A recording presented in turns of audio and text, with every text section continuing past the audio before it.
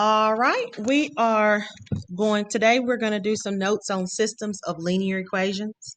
Today we're going to take notes on systems of linear equations. This is going to be page 34 in our digital interactive notebook. So we're going to put page 34. And the title of this page is Systems of Linear Equations. Systems of linear equations. Okay. All right. Remember, we're going to put a little asterisk here because this is something that we should remember. Remember, a linear equation or linear equations graph straight lines. So this is what you need to make sure that you remember. Remember that linear equations, and the smaller word in linear is line. We talked about that before. Linear equations are equations that graph straight lines.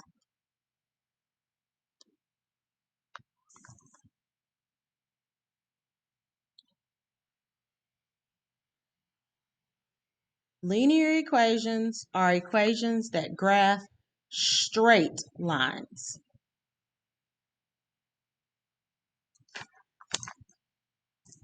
Linear equations are equations that graph straight lines. And I'm going to pause to give you a chance to write.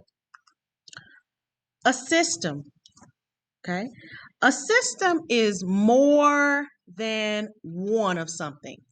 A bus system is more than one bus.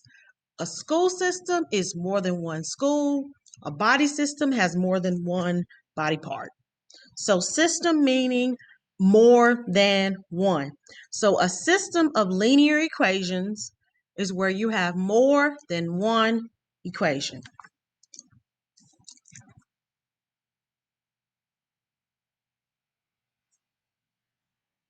System of linear equations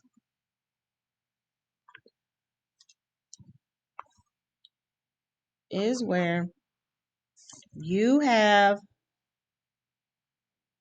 more than one equation.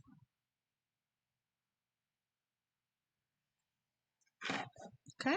Not only do you have more than one equation, but the equations share the same x and y values. So the meaning of x and y are the same in all of the equations that's a part of that system.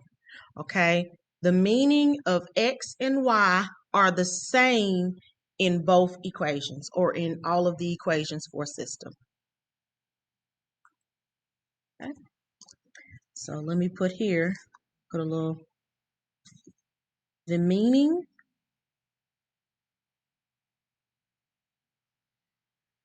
of x and y, okay, the meaning of x and y in an equation, okay, are the same. Okay, the meaning for x and y are the same. So if the meaning of x, let's focus in. So if the meaning of x is the number of hours in one of the equations, is that for all of the equations? It's going to be the same for every single equation if it's a part of that system. If the meaning of y is the total amount of profit or even income, then it's that same meaning for all of the equations. Okay. Pause, give you a chance to write. Okay. To solve a system of linear equations means to figure out or to find all of the points that they share. Okay. So to solve a system of linear equations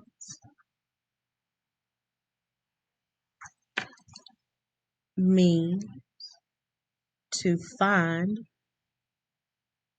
all the points that they share. Okay? So to solve a system of linear equations, what that means is to find all of the points that the equations share. Okay? Pause, give you a chance to write. All right? So now we're going to talk about the types of solutions that you're going to have when you are solving a system of linear equations. Okay? Types of or kinds of solutions.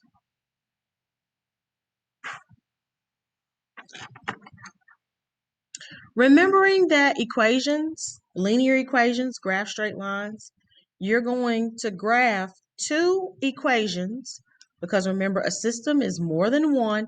So in this particular course, you're only going to have two equations in these systems.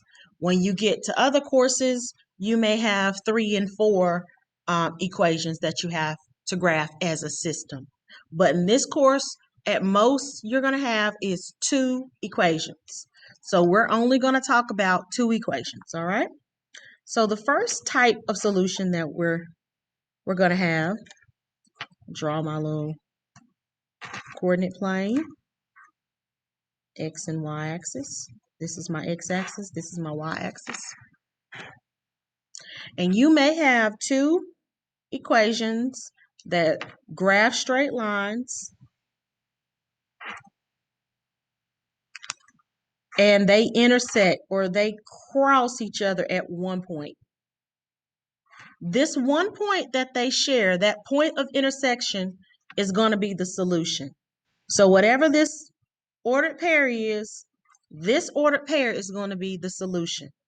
So this means that this system of linear equations has one solution. So this type is a one solution.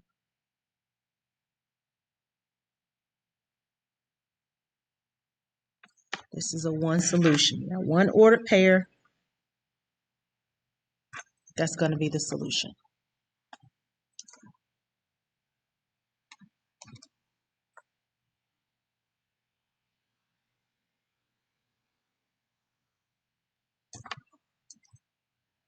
Pause, give you a chance to write.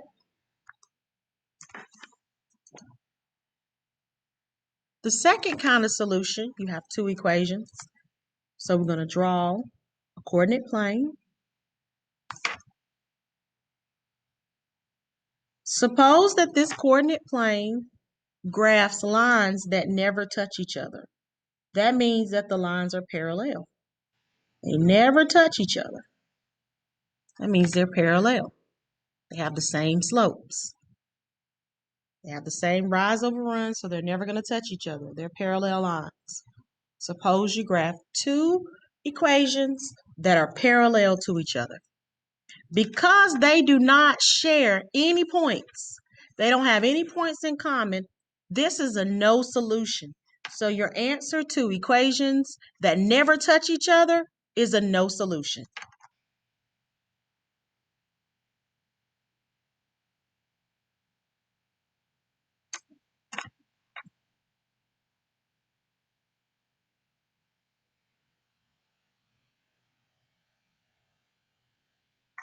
Pause to give you a chance to write.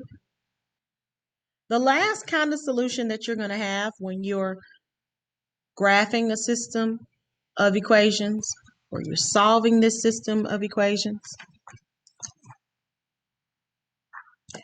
draw a coordinate plane.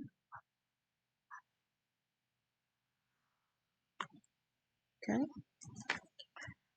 If the lines, when you graph them, if both of the lines are right on top of each other, then that means they share all of the same points. So you see the double arrow?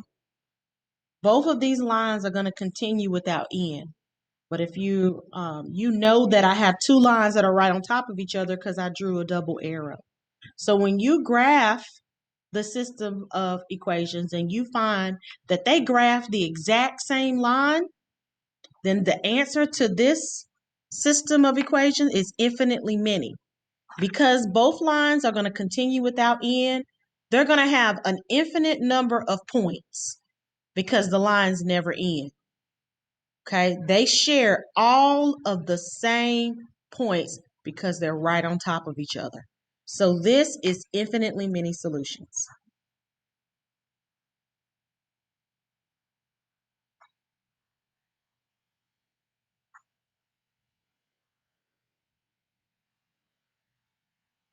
Infinitely many solutions.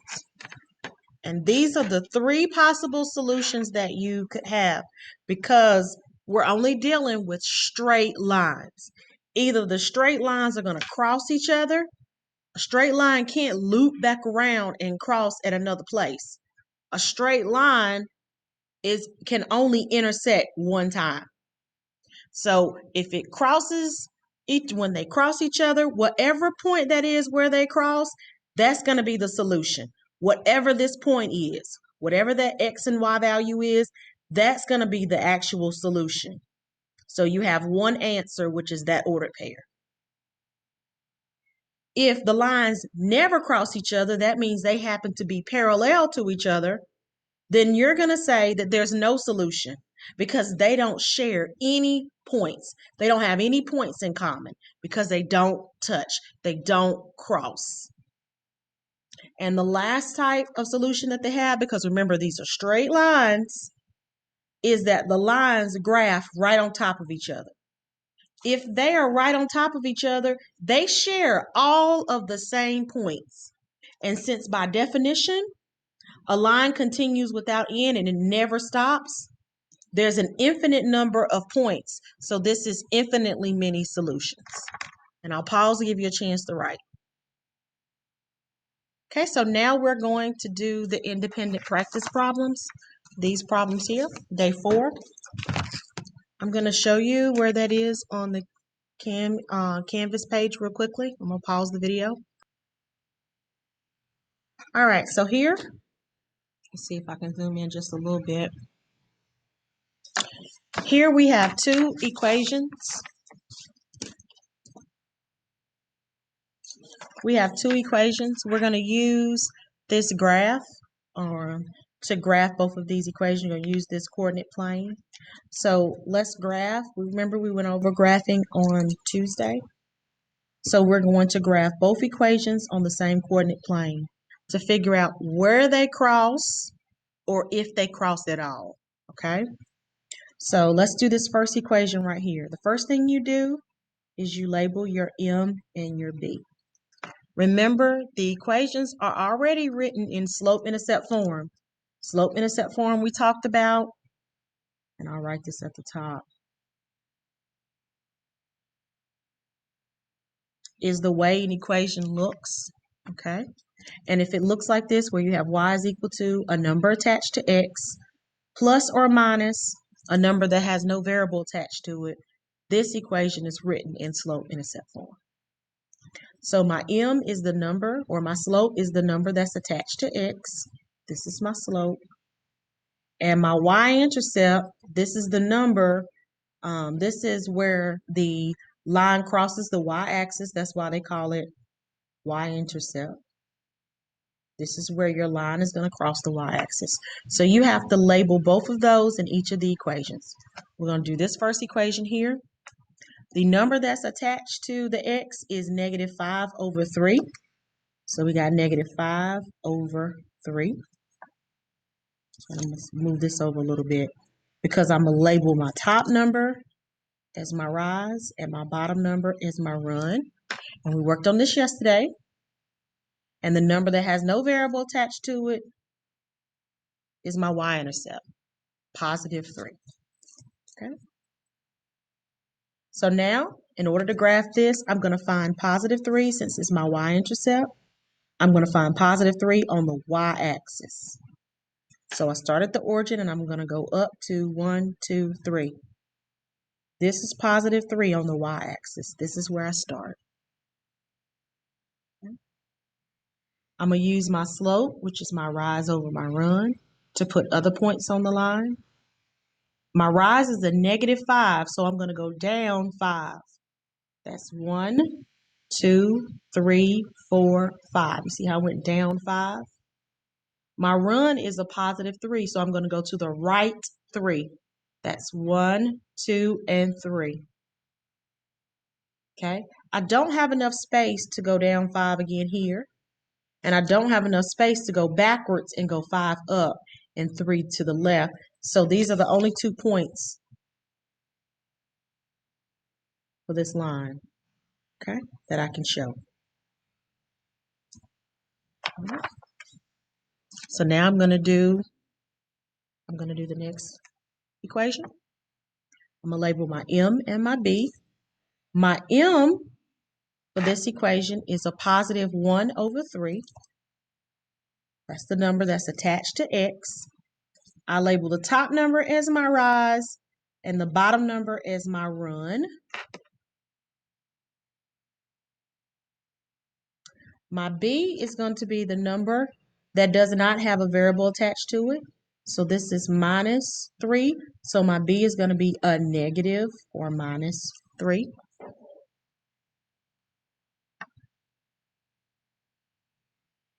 So now I'm going to find, just like I did for the other equation, I'm going to find negative 3 on the y-axis. So if I start at the origin, that's down 1, 2, 3. This is negative 3 on the y-axis. So I'm going to start here. And now I'm going to use my slope to put other points on the line. My top number is a positive 1. So from this point here, I go up 1. My bottom number is a positive 3. So I'm going to go to the right 3. 1, 2, and 3. I'll do it again.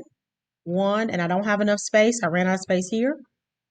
If I want points in the opposite direction, I go down 1. Okay, do the opposite. Instead of going up 1, go down 1. Instead of going to the right 3, go to the left. 1, 2, 3. And that's all the space that I have. So I'm going to connect these points. Okay. So the point that they share is this point right here. So this point is the solution. The ordered pair for this point is positive 1, 2, 3. So it's positive 3. And go down, so that's negative 1, 2. So this is my solution.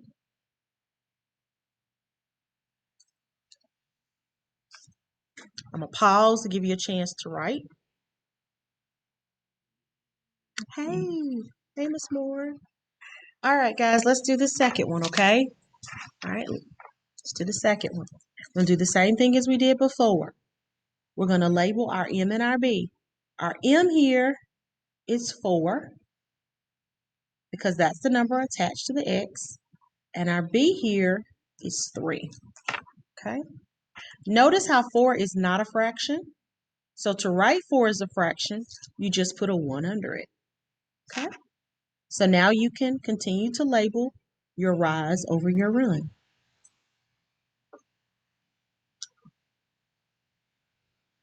So now we're going to find our y-intercept on the y-axis.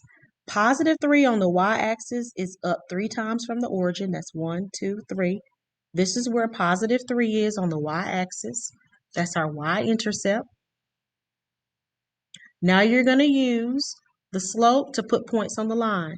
Your top number is a 4, so you go up 4. And notice how you don't have enough space. So now you're going to go backwards because you don't have enough space to go forward. So let's go backwards. So instead of going up 4, go down 1, 2, 3, and 4. Instead of going to the right 3, go to the left 3. 1. How, Miss Reyes, did you know to go to that it was originally going to the right?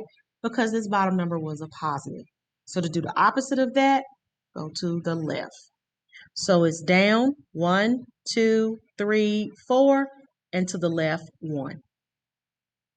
Okay, so I'm going to connect these ordered pairs for this first line. Okay. And I'll pause to give you a chance to write. Okay. So the next equation is here. Label your M and your B. I'm going to put it over here. The number that's in front of this X is automatically a 1 if I don't see a number. So it's going to be -1 because it's a negative in front of the X. So we got -1. This is an integer, so to make it into a fraction, all I do is just put a 1 under it. So now I can still label my top number as my rise and my bottom number as my run. My y-intercept is the number that has no variable attached to it. So that's that -2 or -2. So my b for that equation is going to be a -2. Okay, it's my Promethean board making that noise. All right, so now I'm going to find -2 on the y-axis. -2 on the y-axis is 2 down from the origin. So this is the origin and you go down 1, 2. This is -2 on the y-axis. Okay. All right. Now I'm going to take my slope, -1, +1, and graph other points on the line. So now I'm going to go from this point, I'm going to go down 1 and to the right 1. Put my point here. Down 1, right 1, down 1, right 1. And how do I know it's down? Because the top number is a negative. How do I know it's to the right? Because the bottom number is a positive. So now I want points in the opposite direction. So go back here. And instead of going down 1, go up 1. Instead of going to the right 1, go to the left 1. So here's a point here. Up 1, left 1, up 1, left 1, up 1, left 1. Go until you run out of space. So now I'm going to connect these points. And the point in which they cross each other is the solution. So this right here is the solution. This ordered pair right here is start at the origin, go to the left 1 time, so that's -1, comma, and go down 1. So it's -1 and +1. This is the solution.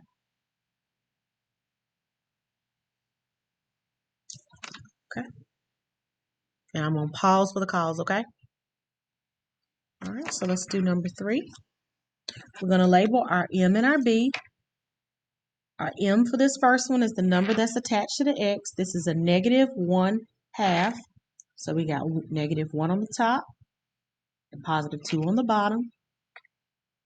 This is my rise. This is my run. Okay. My B is the number that has no variable attached to it. So that's going to be a -1. Okay. So to graph this, I'm going to find -1 on the y-axis. -1 on the y-axis, if you start at the origin, is you go down 1. So this is where this line crosses the y-axis. This is my y-intercept. This is where I start. I'm going to use my slope, just like I did in the previous problems, to put other points on the line. The top number is a -1, so I go down 1. Okay, down 1 is here. The bottom number is a +2, so I go to the right 2.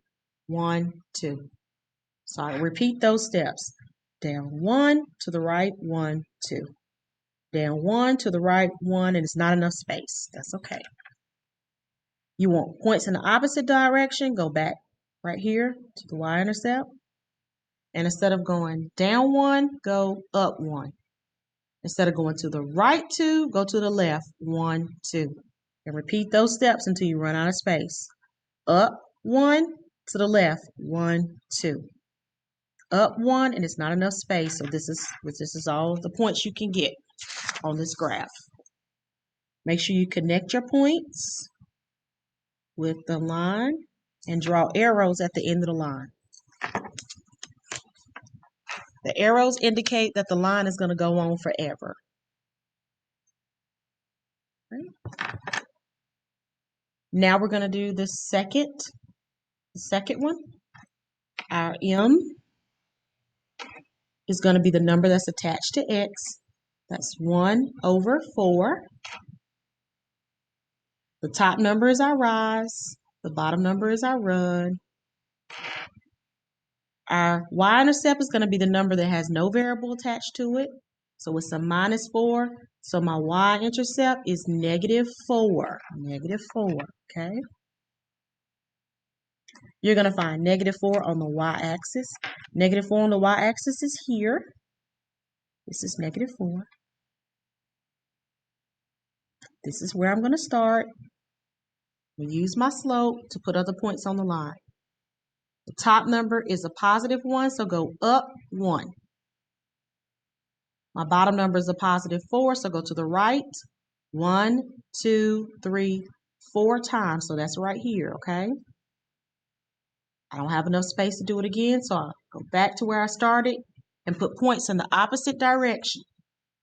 So since I went up 1, I'm going to go down 1.